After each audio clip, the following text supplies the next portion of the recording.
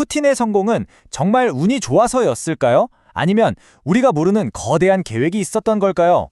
오늘 저희는 우크라이나 전쟁의 이면에 아주 대담하고 도발적인 주장을 담은 분석 자료 하나를 깊숙이 파헤쳐 보려고 합니다. 이 자료가 가장 먼저 던지는 질문은 이겁니다. 좀 이상하지 않나요? 어째서 미국과 나토가 우크라이나를 돕기 위해 내놓은 정책들이 결과를 놓고 보면 꼭 러시아를 도와주는 것처럼 자멸적인 모습으로 끝나는 걸까요? 자, 그런데 이 자료는 이게 결코 우연이나 실수가 아니라고 말합니다. 오히려 이 모든 게 눈에 보이지 않는 아주 거대한 계획의 일부라는 거죠. 도대체 무슨 근거로 이런 주장을 하는 건지 지금부터 한번 제대로 들여다보겠습니다. 이 주장을 뒷받침하기 위해서 이 자료는 만약에라는 가정을 사용합니다. 그러니까 만약 그때 다르게 행동했다면 어땠을까? 이걸 통해서 세 가지 핵심 정책의 실제 결과와 우리가 기대했던 결과를 비교 분석하는 거죠. 첫 번째는 군사 전략입니다. 원래대로라면 우크라이나가 수비적으로 버티기만 했어도 러시아는 지쳐서 스스로 무너졌을 거라는 거예요. 그런데 현실은 어땠죠?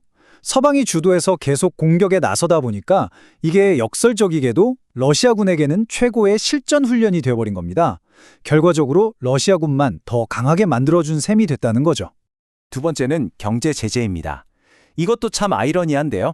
이 자료는 만약 러시아 재벌 개개인을 제재하지 않았다면 오히려 그들이 푸틴의 가장 큰 반대 세력이 됐을 거라고 봐요.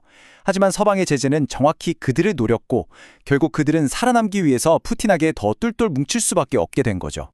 마지막, 바로 노르트스트림 가스관 사건입니다.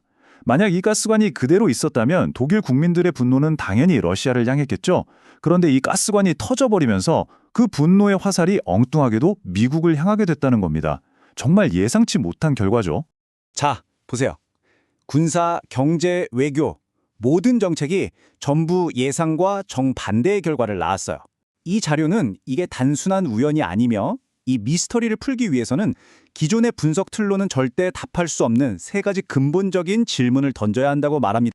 도대체 왜 미국의 정책은 계속해서 스스로를 파괴하는 것처럼 보일까요? 그리고 사실 그렇게까지 대단한 배경도 없던 푸틴이라는 인물은 어떻게 갑자기 나타나 이 모든 판을 흔들고 있는 걸까요? 그리고 가장 중요한 질문, 그의 진짜 최종 목표는 과연 무엇일까요? 이 풀리지 않는 질문들의 답을 찾기 위해 이 자료는 아주 뜻밖의 곳을 파고듭니다. 바로 푸틴이 직접 이야기한 자신의 가족사인데요. 이 이야기가 어떻게 하나의 거대한 이론으로 연결되는지 한번 따라가 보시죠. 첫 번째 단서는 푸틴의 할아버지입니다. 푸틴 본인 말에 따르면 할아버지가 레닌과 스탈린의 개인 요리사였다는 거예요. 이 자료는 이걸 단순한 요리사로 보지 않습니다. 당시 최고 권력자의 식사를 책임진다는 건 그만큼 절대적인 신뢰를 받는 권력의 핵심 인물이었다는 신호로 해석하는 거죠. 자, 여기서부터 이야기가 정말 놀라워집니다. 이 이론에 따르면 스탈린을 거의 메시아처럼 숭배하던 KGB와 정교회 내에 비밀 세력이 있었다는 거예요. 그리고 그들은 스탈린이 죽은 뒤에 그의 위대한 사명을 이어갈 후계자로 바로 그의 요리사의 손자, 즉 푸틴을 어릴 때부터 점찍고 치워왔다는 겁니다. 그렇다면 푸틴이 선택된 후계자라면 그가 받은 임무는 대체 뭘까요? 이 자료는 러시아 정교회에 전해 내려오는 한 유명한 예언에 주목합니다. 이 이론이 말하는 궁극적인 목표는 바로 비잔틴 제국의 복원입니다. 그리고 그 제국의 심장, 수도를 지금의 이스탄불, 즉 과거의 콘스탄티노플로 되돌리는 것이죠. 이 예언은 아주 구체적인 시나리오를 담고 있습니다. 심지어 이 자료는 이 예언 자체가 러시아의 정보전일 수도 있다고 보는데요. 내용을 보면 이렇습니다. 우크라이나 오데사 전투를 계기로 나토 회원국인 튀르키예를 전쟁에 끌어들이고 튀르키예 내부를 흔들어 붕괴시킨 다음에 최종 목표인 콘스탄티노플을 되찾는다는 정말 영화 같은 이야기입니다. 여기서 아마 이런 생각이 드실 겁니다. 아니, 이게 말이 돼? 한 사람이 어떻게 이렇게 거대한 역사의 흐름을 마음대로 조종한다는 거지? 이 질문에 답하기 위해 이 자료는 이제 지정학을 넘어서 거의 형이상학적인 세계로 들어갑니다. 그 설명의 한가운데에 집단 무의식이라는 개념이 있습니다. 쉽게 말해 세상 모든 일에 영향을 미치는 눈에 보이지 않는 거대한 정신적인 힘 혹은 흐름 같은 게 있다는 생각이죠. 이 자료는 이렇게 주장합니다. 과학과 이성을 중시하는 서구 세계는 이 보이지 않는 힘과의 연결이 끊겨버렸지만 신비주의 전통이 강한 정교의 문화권은 여전히 그 힘과 소통하는 법을 알고 있다는 거죠.